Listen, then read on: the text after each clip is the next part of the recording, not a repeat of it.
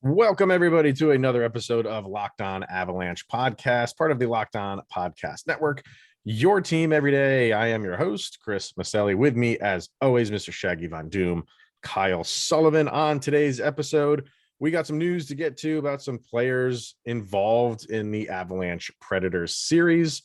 One, namely on the Predators, one big one on the Avalanche. Avalanche are mainly healthy, but there is one that's still lingering. So we'll talk about that. And then the big one for the Predators, obviously. What does that mean for the Avalanche lines if Nazem Kadri, who's we're talking about, if he is not there? What happens to the lines? We'll kind of discuss that. And we're going to get to a sound check. I know no game has been played, but we are going to set the tone for no pun intended, by the way, actually pun intended, by the way, for the playoffs with a sound check and some songs that get us pumped for the postseason, because this is it. This is what we live for, man. Now is the time. First things first, follow the show, social media outlets, and thank you for making this your first listen of the day. That's always appreciated. Follow the show, LOPN_Avalanche on Twitter, Locked On Avalanche on Instagram. Questions, comments, concerns, opinions to lockedonavalanche@gmail.com. And follow the show over on YouTube. Hit subscribe, get notified when a new show goes live.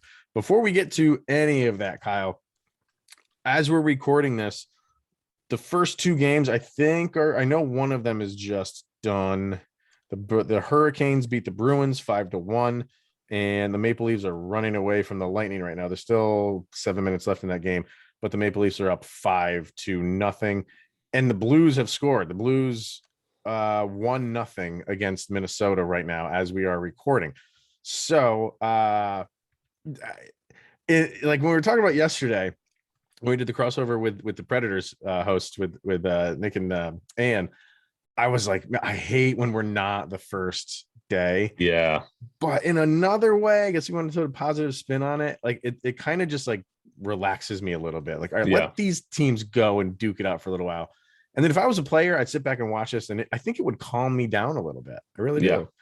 So what do you think so far? Because these are no, I completely echo what you were saying there. Because yes, I would love to watch the Avalanche. Like, I'm itching for that hockey, like this hockey playoffs. That's what I live for. Like, I love that atmosphere, the environment, the intensity. I love it. But like with the Avs being tonight, you get to sit down as a hockey fan and get to enjoy the game. You're not being stressed. Like, everything isn't like crucial. You get to soak in the atmosphere. You get to watch like teams like the cream of the crop, to quote the great prophet Macho Man Randy Savage, like the cream of the crop out there going and like duking it out. And you get to enjoy it as a hockey fan. Tonight, we enjoy it as Avalanche fans. It means more. So you get to enjoy it. Like, I kind of like it this way. You get to watch and enjoy the atmosphere, but tomorrow we take it in and dissect literally everything the Avalanche do. Yeah. And the Blues are kind of throwing me off of what I was going to talk about here, but that's still early in that game and they have 1-0 lead. So forget about that. But those first two games, Maple Leafs, that's winding down and they're going to obviously win that one.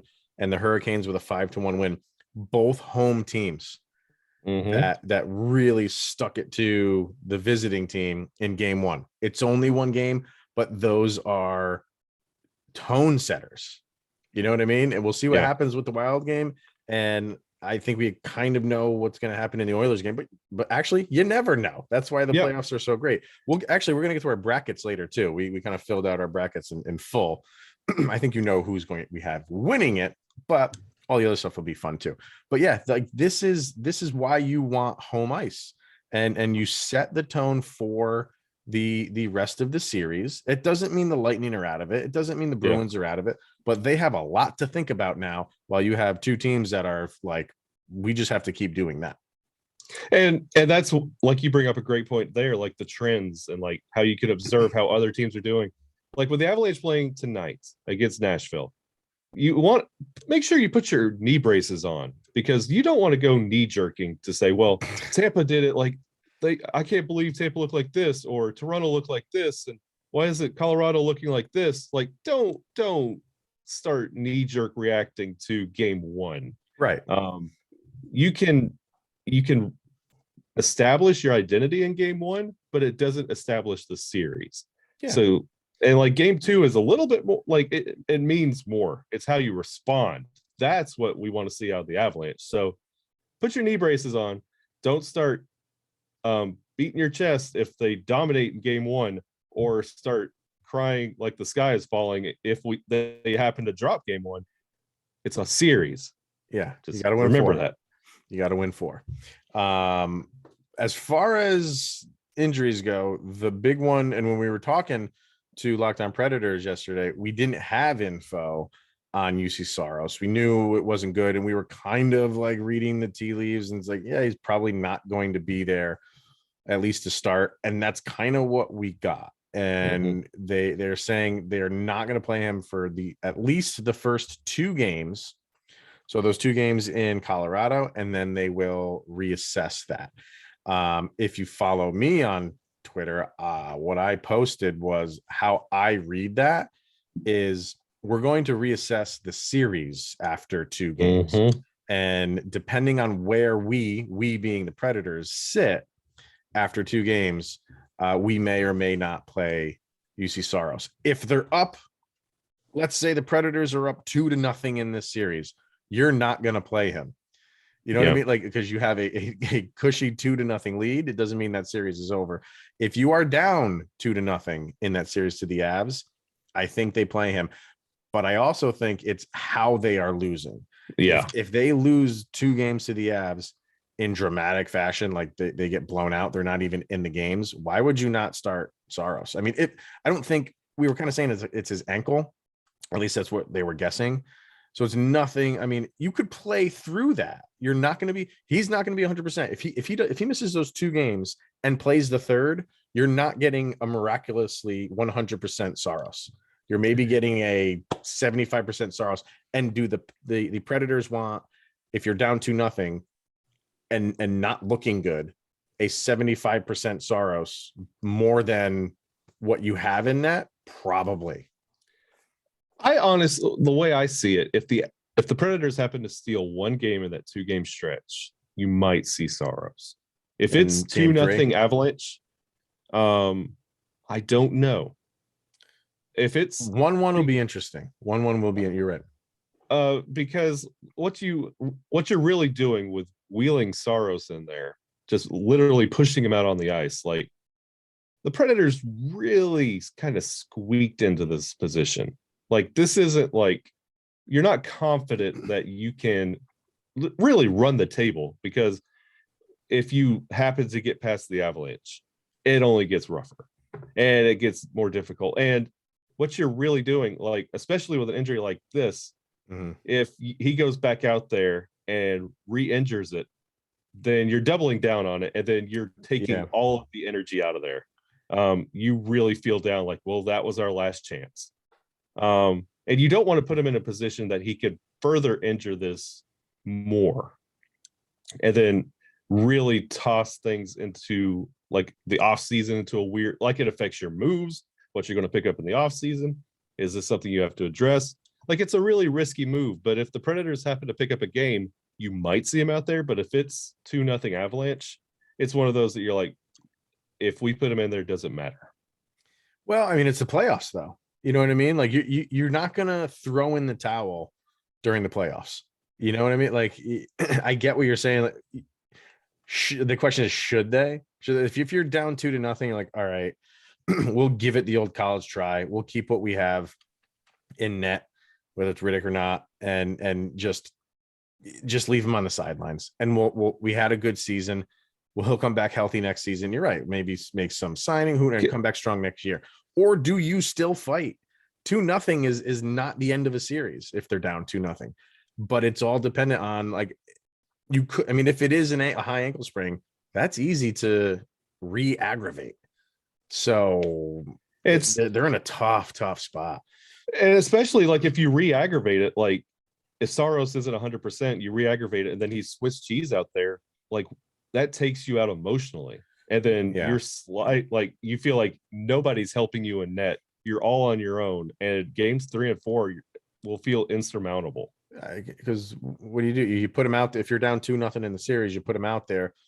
maybe to get the guys going, but he's not 100%, and the Avs just light him up, and then you have to pull him. Yeah, that doesn't look good either. So that was that was the one thing you were looking forward to. And the one thing we really talked about a lot with the Locked On Predators was Saros. And you put him back out there and he's not making a difference. Like that takes you out emotionally. Yeah. We will see. That is going to be an intriguing storyline as this series goes on. For the Avalanche, really the only one we're keeping an eye on is Nazem Kadri. And it seems like he has picked up whatever Mikko Rantanen had in a non-COVID related illness. I don't know. Maybe it's just the flu, the kissing disease. Hey now. Maybe he's, it kept Mikko out for a good amount of time, but it was, if it were the playoffs, could Mikko have played? Maybe fight through like a virus or something like that. And he was saying things about Jared Bednar was anyway about Devon Taves, who was kind of nursing like minor injuries, and he said if it was the playoffs, he'd be out there. Yeah. So is it that, because it is the playoffs, we will see Nazem Kadri or whatever he has? I mean, if it's knocked him out and he is just, couch cushioning it, just couch surfing and being a couch potato, and he can't get up, maybe he won't be there. I don't know. So you don't get a lot of info on it, but we'll see, obviously. I think the difference in the Saros situation and the Kadri situation, if Kadri isn't 100% and he's not feeling 100%, it's next man up. Oh yeah, absolutely. You don't have that option with Saros and net. Like it's not, you don't have Saros too.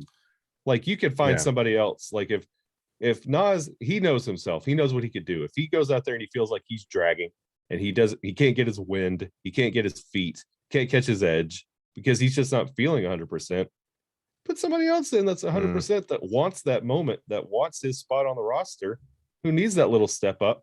He'll be fine. You can catch it. It's not, you don't have to be there for that game. For that one game, right? If you get an extra day off and then be there for game 2 when you feel a little bit better. We'll see. Yeah. But you're right. For Saros, in my opinion, and when I was thinking about it after we made our predictions yesterday with the Preds guys, he's worth 2 games. Yeah. But I mean, if he's not there, I said Avs in 5. If he was there and he was 100%, would not have surprised me that they pushed this to a 7-game series. I think he's that valuable to that team. So him not being there, even if it's for 2 games, the Avs have to pounce on that. They absolutely have to. He's not going to be there for 2 games. You need to be up 2-0 in this series. No doubt about it. None. The game 82 version of the Avalanche stole 2 games against these Predators just off magic alone. And Saros has that magic quality. Yeah. All right, let's hear from Athletic Greens. And then, we were talking about Kadri. Let's talk about the lines with him or without him. And where do they go from there? So first, Athletic Greens. Our next partner has a product that Kyle and I have been using for quite some time now. And like I said, it is Athletic Greens. And what is it? It is a 1 scoop in your morning water, and you're absorbing 75 high quality vitamins, minerals, whole food source superfoods, and probiotics to help you start your day right. The special blend of ingredients supports your gut health, your nervous system, your immune system, your energy, your recovery, your focus, and your aging. So basically, you should be taking this before you hit the ice in game 1 against the Nashville Predators. You hear that, Nas? That's how I read that. And Eric Johnson. Oh, yeah. With the aging. Come on, bro. Get on your Athletic Greens. It was created when the founder experienced a ton of gut health issues and ended up on a complicated supplement routine to recover. And it cost him $100 per day. So he created Athletic Greens after experiencing how difficult it was to create an optimal nutrition routine on your own. It costs you less than $3 a day, and you're investing in your health. And it's cheaper than your cold brew or coffee habit. It's cheaper than getting all of the different supplements yourself, and you're investing in an all-in-one nutritional insurance. And right now, it's time to reclaim your health and arm your immune system with a convenient and daily nutrition. It's just 1 scoop in your, it's 1 scoop in a cup of water every day, and that is it. No need for a million different pills or supplements. to look out for your gut health. And to make it easy, Athletic Greens is going to give you a free 1-year supply of immune supporting vitamin D and 5 free travel packs with your first purchase. All you have to do is visit athleticgreens.com/NHL network. Once again, it's athleticgreens.com/NHL network. Take ownership over your health. Pick up the ultimate and daily nutritional insurance. Okay, Nazem Kadri, maybe not. I think, we'll if they go out there for morning skate and he's not there, I think there's your answer. Maybe he gives it a go, and then we'll hear a little bit later on if he's going to be there or not. Maybe it's a game time decision. Who knows? Well, let's talk about it. If he is there, we were talking yesterday on the crossover.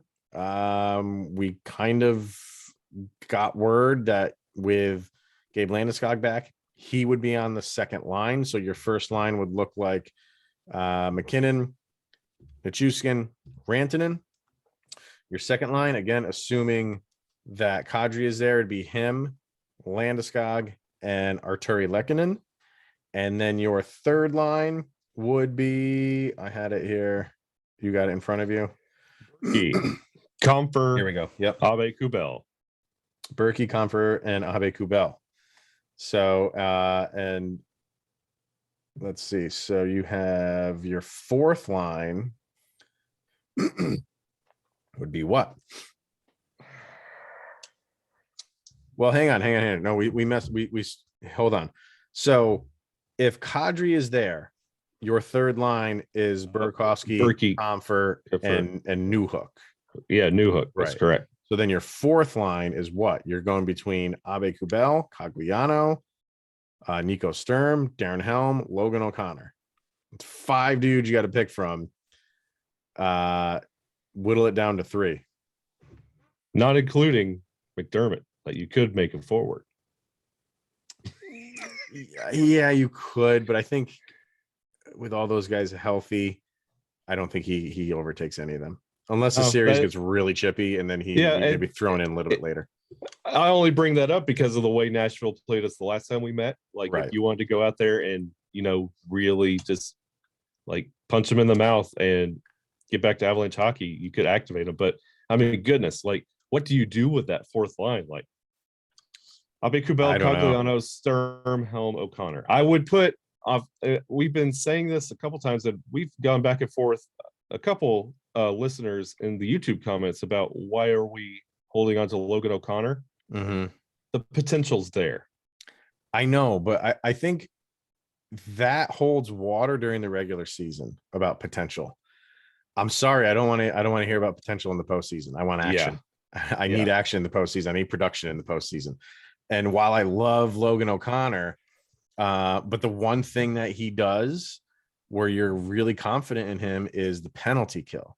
Yeah. So if you remove him, like, that's what you're sacrificing. You're removing him because 5-on-5, he's been struggling. Yeah. But he's still, very sound in the penalty kill. So what do you do? Go ahead. It would be, if Nas was in the lineup, this would be a Abe Kubel, Sturm, Helm, fourth line. So Cogliano and O'Connor are gone. Yes. So here's the interesting thing with Kadri not in the lineup. They were running Landeskog, Newhook, Lehkonen for the second line, Burakovsky, Comfer, and Abe Kubel on the third line. So does that give you some insight into what, who would be on the third line if Kadri's there? Does that mean if Kadri's there, Abe Kubel goes from the third to the fourth? You would have to assume that. Yeah. You'd have to assume they're upping him onto the third line because they need to fill that spot if Kadri's not there for the second line. So is he kind of like a favorite right now? Or does it just work out because, he'd be on the right side? I don't know. Like that's when I saw that. Yeah. When I saw Abe Kubel's getting worked out on that third line, that just, was a head scratcher. Another, yes, he's had a really good performance a couple weeks ago, but my goodness, is that really a third line playoff potential? Who would you put there instead? I would probably put Sturm. I wouldn't do that because he's your center. You need him to take faceoffs. on the fourth Well, line. if Then who would be your fourth line center then? JT Compher, he'll improve everyone that's down there. Well, then you're moving. So who would be your third line then? It'd be If New Hook's on the second line, Berkey, Sturm. It would and be Berkey, Sturm, and then you got Helm, you got O'Connor, Abe Kubel. O'Connor up there. Okay. See, for me, I don't know. Like, if you're dropping Landy down to that second line, right, you're committing to this like spread out. Like you're wanting every line to be potent. You don't want two potent lines and then a hodgepodge. Like, be creative. You have Berkey on the third line. Let him be like the talent that facilitates, and you can. I'm not believing in Abe Kubel as being that guy, especially in the playoffs.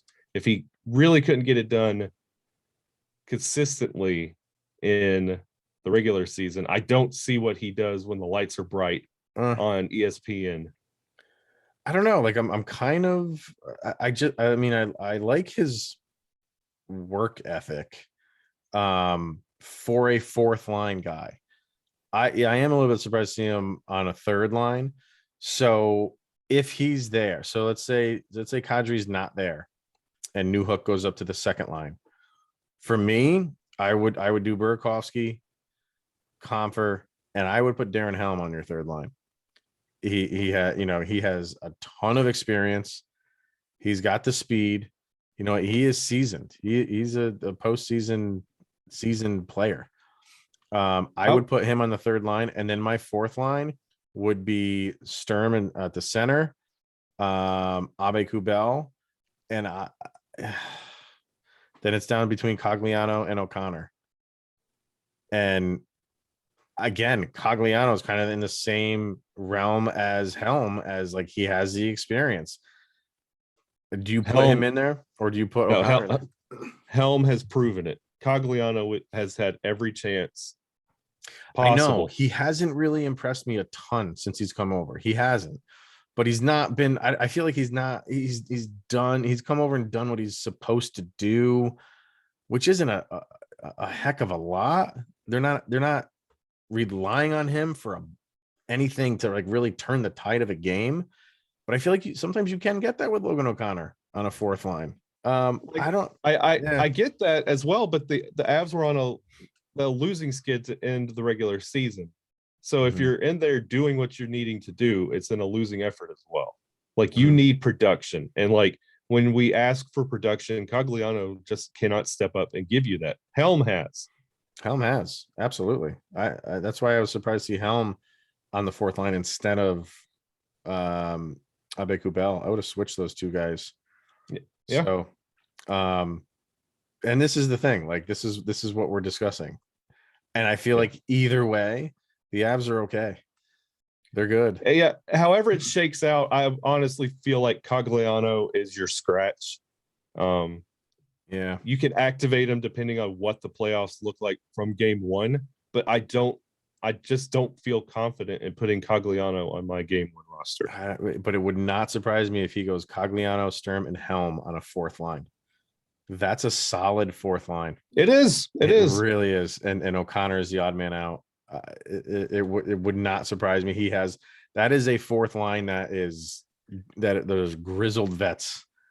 That's not a bad fourth line.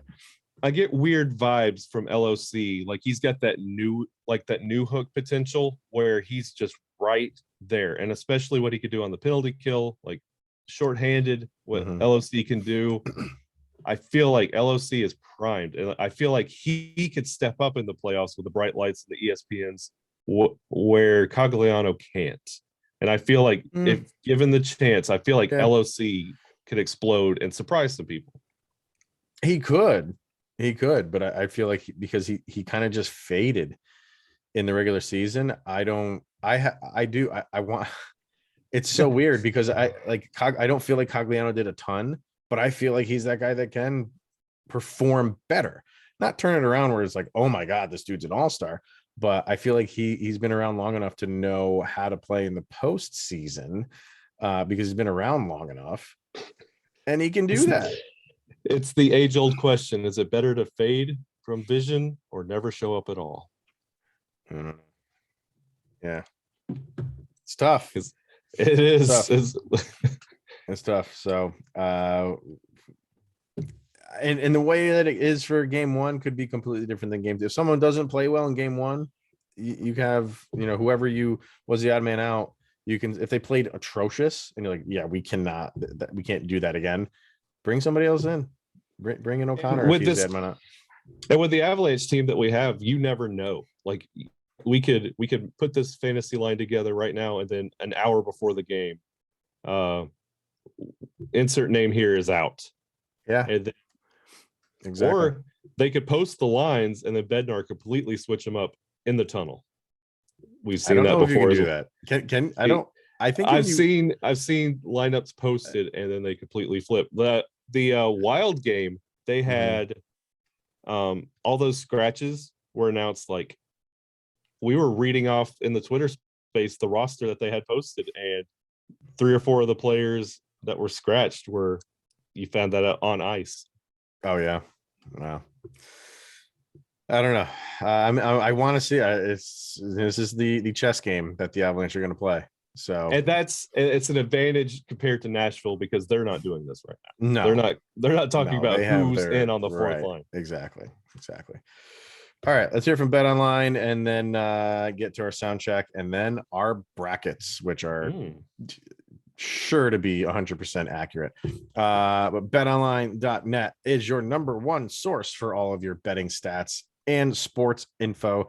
Find all of the latest sports developments, league reviews, and news, including this year's basketball playoffs and our wonderful NHL playoffs and the start of the Major League Baseball season.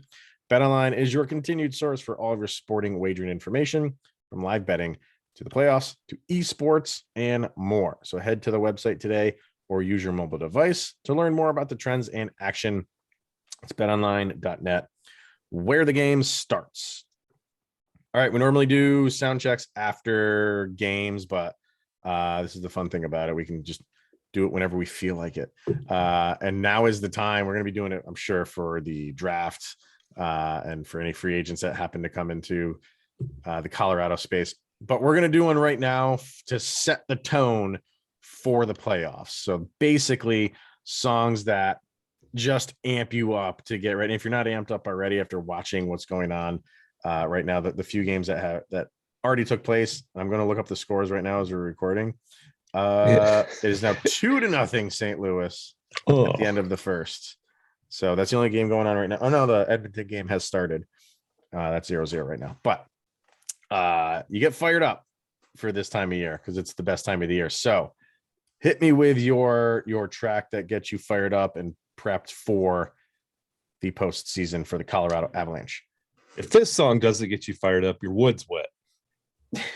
It's a hidden gem on probably one of the greatest, arguably, heavy metal albums of all time. Hellbent for Leather, Judas Priest, Take on the World. If you're going to hear it, you're going to think it's that same style of Judas Priest. Listen to the song. It will fire you up, especially going into this playoff.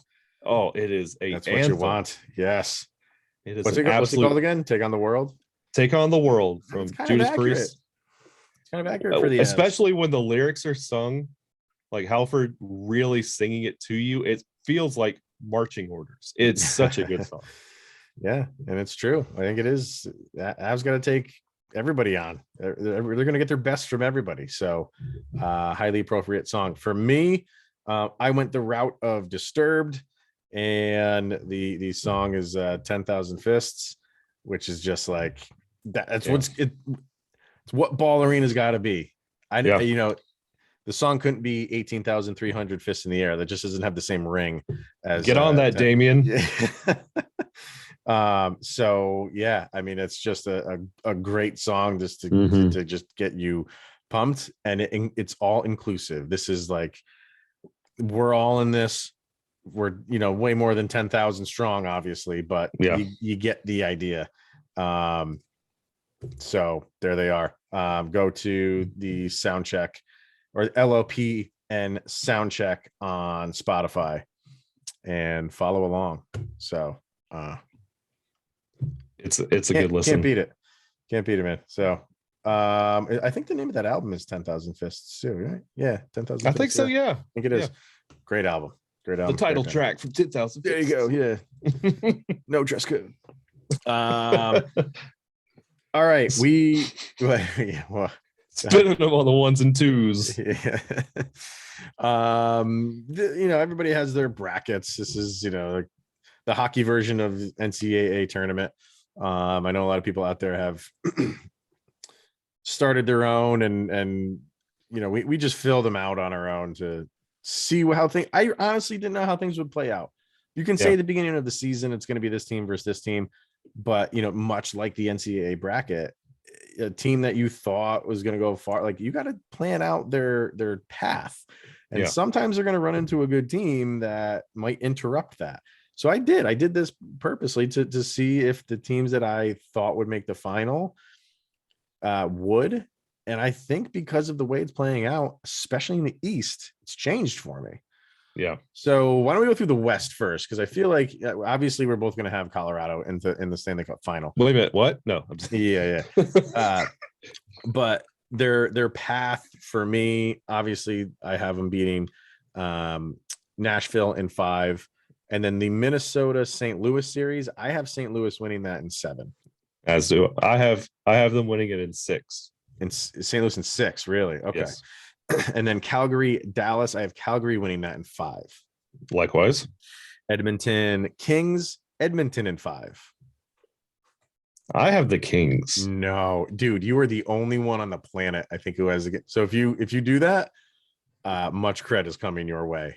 I don't think anybody is picking the Kings to win that. I have the Kings in 6, and I feel like it's going to be the ugliest series of the entire playoffs. Wow. Okay.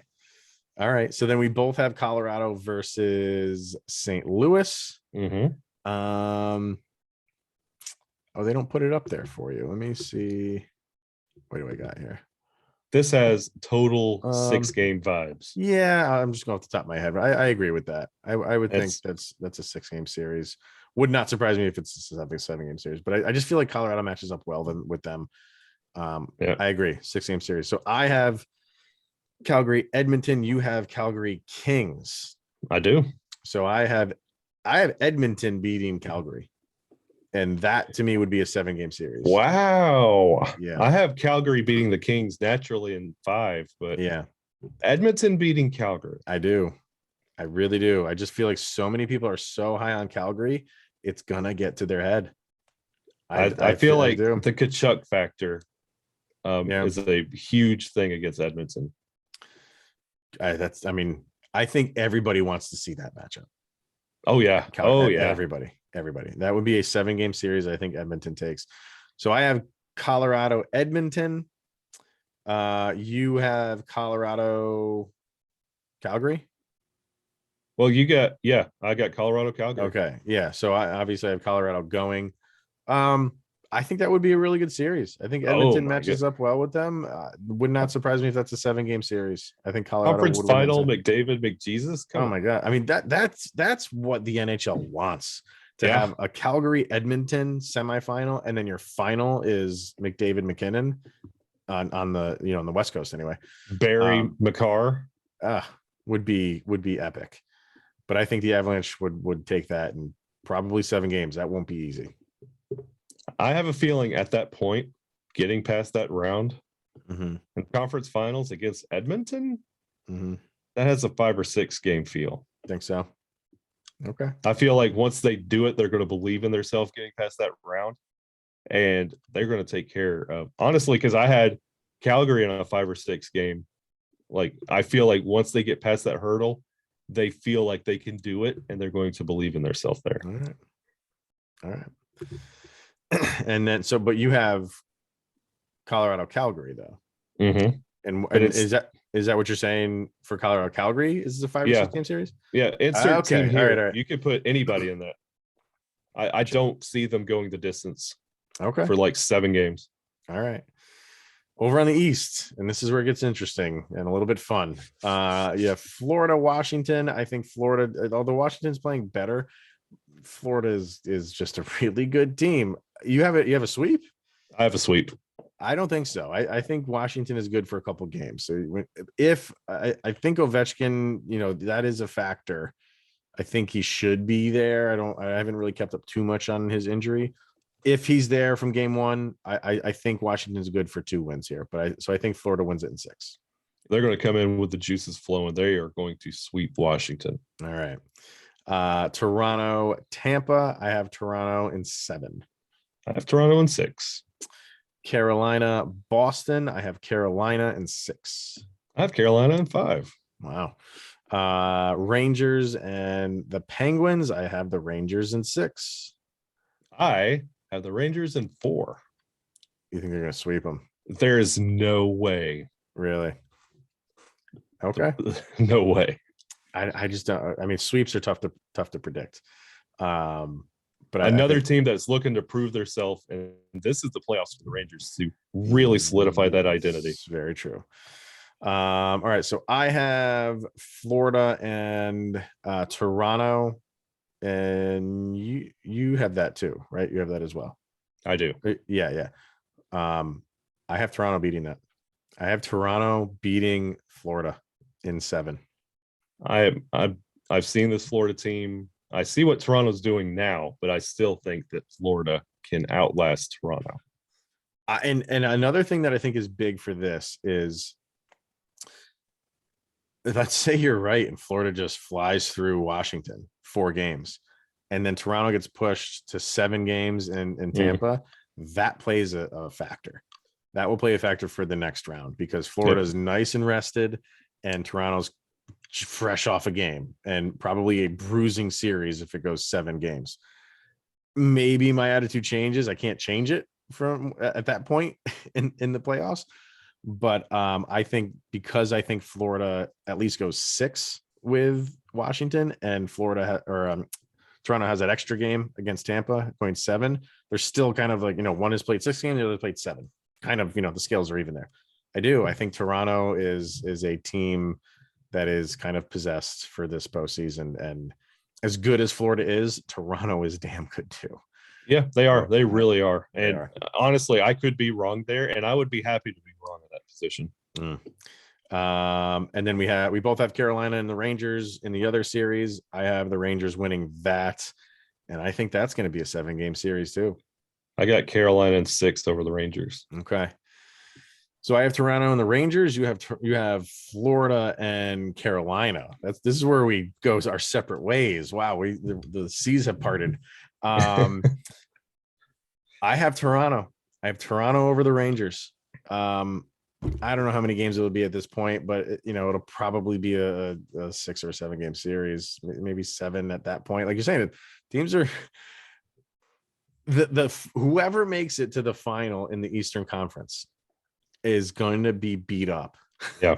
and it might be one team is more beat up than the other, and they don't have anything left in the tank, and maybe it's a short series. Whoever, I don't know, but I have Toronto. I have Carolina beating Florida in 7.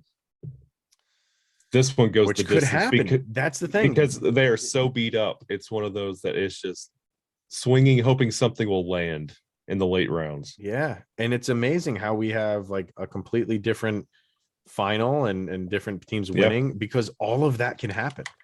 Mm-hmm. I'm not sitting here being like, oh, you're crazy. Like, no, like anything. It makes sense. Yeah. So I have a Colorado Toronto Maple Leafs Stanley Cup final. I think the two teams, the one team that struggled to get out of the first round, the one team that struggled to get out of the second round, both make it to the top of the mountain. The Kadri Cup.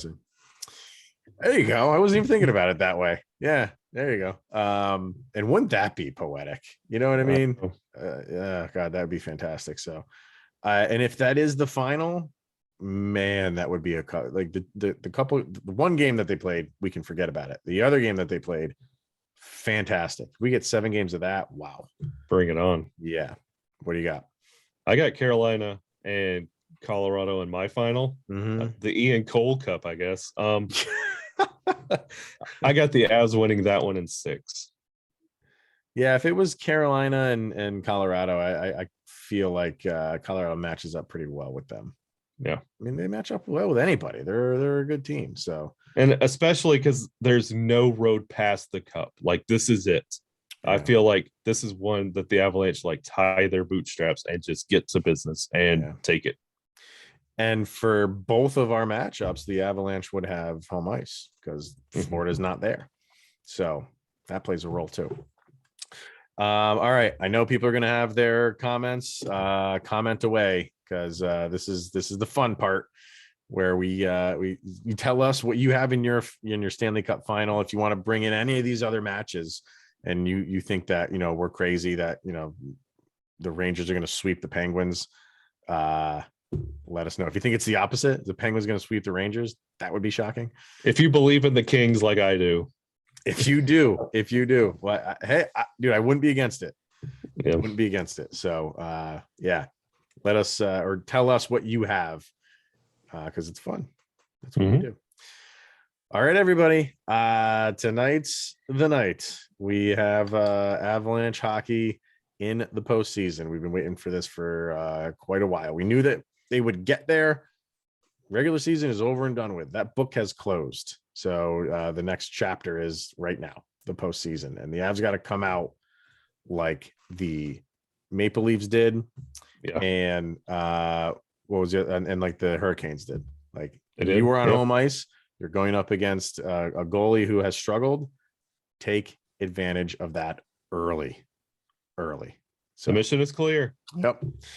All right, everybody, that's going to wrap it up for today. Kyle and I will be back, obviously, tomorrow to talk about this game in detail. So until then, thank you for making this your first listen of the day. Always appreciate it. Go check out Locked On NHL. Make sure you make that your second listen of the day, clearly with everything going on in the postseason.